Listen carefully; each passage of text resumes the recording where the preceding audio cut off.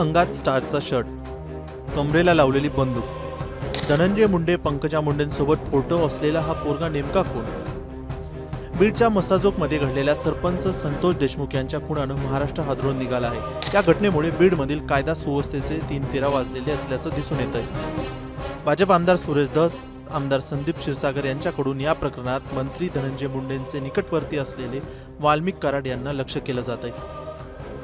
Avaada wine मिलच्या खंडणीच्या प्रकरणात मुंडेंचे निकटवर्तीय वाल्मिक कराडांवर खंडणीचा गुन्हा दाखल झालेला आहे। यावरून मंत्री असलेल्या धनंजय मुंडेंवर सरकारमधील आमदारांसह विरोधी पक्ष त्यांना मंत्रिपदापासून दूर ठेवा अशी मागणी करत होता, पण आता त्यांना पालकमंत्रीपदापासून देखील दूर ठेवा असा सूर दिसत आहे।